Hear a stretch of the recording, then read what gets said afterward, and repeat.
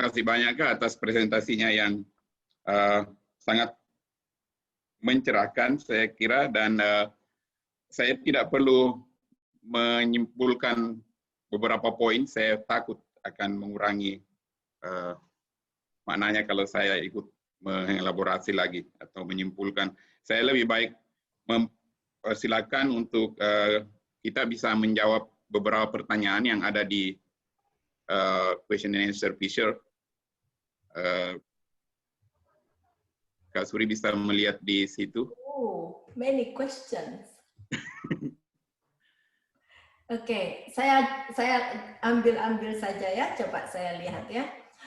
Berapa jumlah siswa dan berapa guru dalam satu kelas pembelajaran, dan apakah ada ukuran ruang yang dianjurkan? Jawabannya berbeda-beda. Dari kunjungan saya, ada yang saya lihat kelas yang lumayan besar, ada yang 30, ada yang 25, ada yang relatif kecil. Dari sisi settingnya juga berbeda-beda sekali. Ada yang satu kelas terpisah, tapi ada juga yang ruangannya sangat terbuka, sehingga kita bisa melihat guru yang lain, memfasilitasi guru yang lain. Jadi seakan-akan tidak disekat begitu. Iya, jadi ukurannya relatif. Apakah benar isu yang mengatakan kalau pendidikan dasar dan menengah di Australia menekankan keberhasilan pada aspek afektif? Nah, bagus sekali pertanyaannya Pak Abdul Latif, Pak Sukarna juga ya tadi. Bagus sekali karena saya melihat aspek penekanan pengembangan karakter itu memang namanya tidak pakai judul karakter ya, tetapi dia terintegrasi di dalam proses pembelajaran. Misalnya melatihkan anak untuk menjadi pendengar yang baik, itu sangat eksplisit cara guru. Mengangkat tangan sebelum menjawab pertanyaan, jadi tidak teriak-teriak begitu ya. Saya melihat itu. Kemudian sehingga sering sekali misalnya anak diberi katakanlah label hari ini, oh kamu jadi helper hari ini, jadi diberikan anak jadi bangga kan menjadi asistennya guru, membantu kawan-kawannya yang lain. Ya, jadi itu betul adanya. Bagaimana, ini pertanyaannya dari Mbak Widya, bagus sekali. Bagaimana jika guru di Australia tidak lulus dari tes yang ada? Nah, jadi memang ini bagus sekali pertanyaannya. Assessment adalah hal yang sangat serius di Australia. Termasuk mahasiswa saya ada yang tidak lulus. Mahasiswa saya mendatangi saya, kenapa saya tidak lulus, itu tidak masalah. Karena sistem assessment di sini itu dimoderasi. Jadi assessment saya juga dicek oleh orang lain. Sehingga kalau terjadi misalnya ada yang tidak lulus, kita bisa bertemu dengan siswanya. Kalau tidak lulus, ya tidak lulus, terpaksa mengulang lagi, terpaksa memperpanjang masa studinya. Nah, kemudian seluruh guru sekarang setelah selesai dari pendidikan guru, mereka harus lulus namanya lentai, ya, harus lulus tes.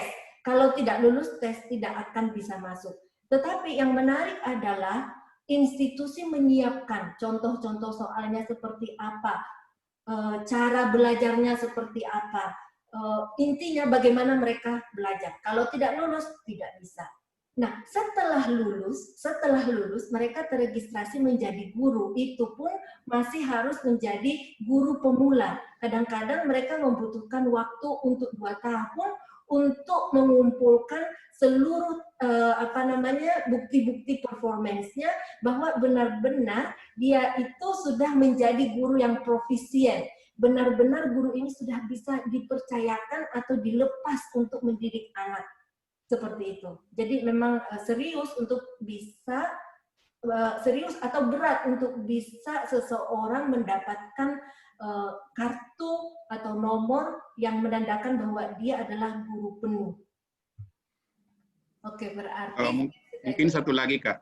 Ya, terima kasih ya. Oh ya, maaf Bu. Oke, nah ini juga menarik. Apakah administrasi mengajar dibuat sendiri oleh masing-masing guru seperti RPP dan sebagainya? Administrasi guru itu tidak kalah ringannya di Australia. Makanya guru-guru di Australia ini sejak dulu hingga sekarang, guru selalu datang lebih awal dan pulang lebih akhir. Karena mereka harus mengumpul, harus punya portfolio untuk masing-masing anak. Mereka harus punya rancangan pembelajaran. Hanya saja kalau seandainya kita punya waktu, apakah saya perlu menunjukkan ya, contoh kurikulum Australia itu lengkap betul, lengkap selengkap-lengkapnya. Jadi kalau di Indonesia itu kita banyak pelatihan-pelatihan kurikulum.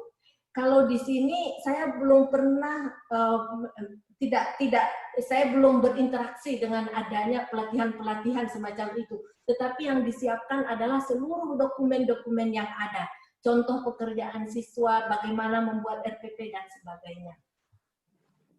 Oke.